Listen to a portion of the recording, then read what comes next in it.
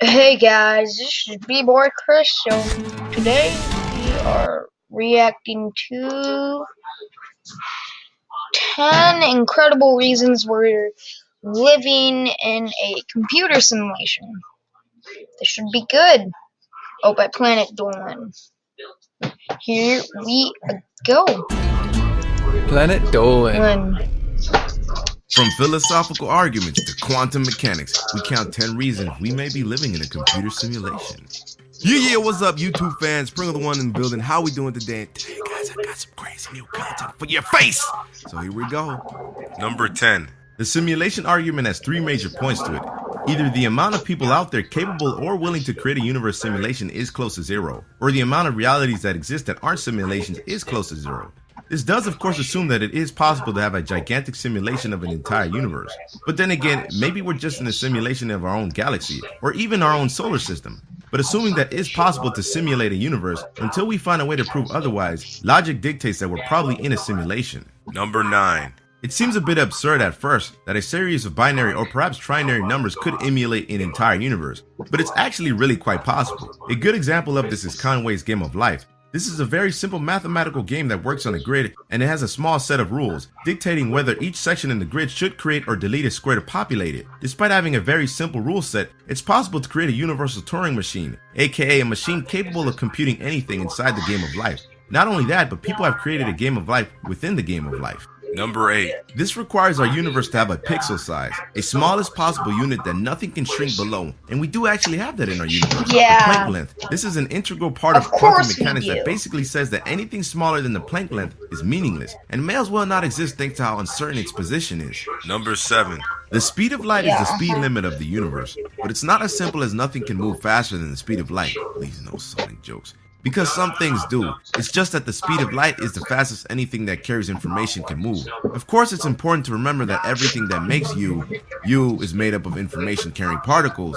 So the laws of our universe aren't focused on actuality. They're focused on the proliferation of information. The same way a computer's limitations work. Number 6. Our universe is information focused. Simulating an entire universe would require a massive computer and a brain well beyond our own, right? Well, we've actually already simulated a 350 million light year chunk of our universe. Admittedly, it's not complex or precise enough to have anything we could call life. But the large scale stuff is all there, and it's good enough to help physicists test reality's quirks. Number 5. Next comes computational power, which seems like the biggest issue of them all. But in reality, it's probably the smallest factor in the whole theory. Ever since 1975, we've doubled our computing power every 2 years. While this may slow down thanks to the fact that the smaller a transistor gets, the harder it is to be certain where it is, we're still a society that pours an insane amount of time and resources into making better computers. Number 4. But then it's gotta be really hard to program an entire universe. Surely that makes the argument fall down. Of course, this isn't necessarily an issue either, since we could just program programs to program the program for us. Which, believe it or not, is something we already do for many areas of IT. Not only that, but we could brute force the whole issue by starting with super simple rules and beginning positions, like the game of life, and see which one works the best. Number 3. It's hard to deny that the power required to make such a machine run is gigantic, even if you take into account increases in power efficiency. But there are ways around that too. There's a theoretically possible megastructure called the Dyson sphere that can capture a large portion of the sun's energy. Such a structure would require a gigantic amount of material, but that can always be stripped from planets like Jupiter and Saturn. Number 2. Then you might wonder if a machine could emulate free will, like we seem to have, which is dubious, but then so is our so-called free will.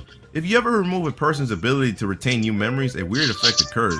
They will repeat themselves constantly. If you give them the same parameters and the same questions, they will almost always repeat themselves word for hours on end. So whether we have free will or not aside, this shows that we're not exactly unpredictable or unprogrammable.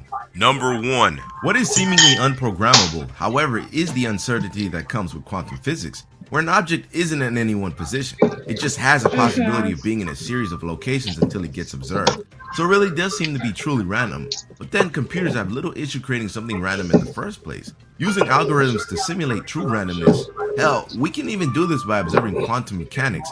Not only that, but if a scientist recorded a large series of quantum events and then put that into a random number generator, it would be almost indistinguishable from actual randomness. Uncertain to uncertainty. So guys, if life were a computer simulation with no consequences, what's the first thing you would do? Let us know on the Reddit page linked below, and you might be featured in a future countdown. Take care, everybody. Much love and appreciation. Peace. People once thought they would make us so efficient and productive that we'd have too much free time on our hands. Yes, this was a genuine concern they had. But joke's on them. In the digital age, most of us are overworked and spend more time on our electronic devices than we really need to, so haha! No. Hands. Yes, this was Do this video. Ladies and gentlemen!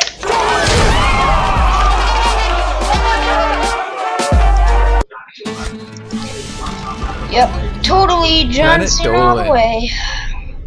From fax machines bringing pictures to life, to train rides ripping our bodies apart, we count 10 ridiculous fears people have had about new technology. Hello there, my name is Shima and I'll be your feline narrator today, reading out amazing and unbelievable facts while you get nice and cozy. Number 10. It may seem quaint, even primitive today, but the act of writing things down was once a huge cause for concern for people. Greek philosopher Socrates believed that quills and ink, and the development of written language, was going to turn people into lazy slobs. He believed that recording and referring to ideas would encourage forgetfulness, and prevent people from attaining true wisdom. I'd hate to think what he'd make of smartphones, GPS, or, God forbid, Wikipedia. Number 9. Before streetlights, nighttime plunged the world into total darkness. Thieves, perverts, and murderers roamed freely, and travel plans, or, doing anything productive, had to wait until daylight. The idea to install gas lamps in city streets was revolutionary. At last, people could leave their homes without carrying flaming torches.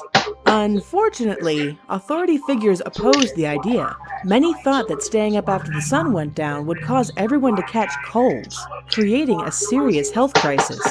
The Catholic Church believed that staying up at night was an act of defiance against God, who obviously wanted them to sleep.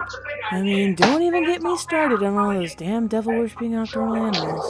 Pope Gregory XVI actually banned gas lighting because he believed visibility at night would encourage rebellion against the church. Number 8. Our biggest entertainment medium, television, was once prophesized to bring about the fall of society, and still might for all we know. The old idiot box has been accused of destroying a diverse range of things like radio, reading habits, conversation, and family dynamics. Many believe it damages eyesight, and it's been the go-to scapegoat for influencing unhinged criminals. According to critics, this I'm skipping through to number 5. Actually, let's go to inferior books, when they should have been reading Homer or Virgil. Even Tolstoy got in on the hate, saying that the distribution of printed books was the most powerful of ignorance's weapons. Pretty funny, because nowadays printed books are considered sacred artifacts, while e-reader devices are the devil. Maybe one day we'll be like, These holographic interactive movie cards are ruining reading. Keep it retro, guys. Use Kindle. Number 5. What is it about technology we can't physically see that makes us fear for our lives? Radio waves? That is going to be true.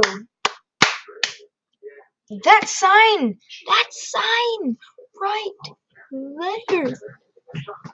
That sign right there. That sign right there is going to be true. That sign right there.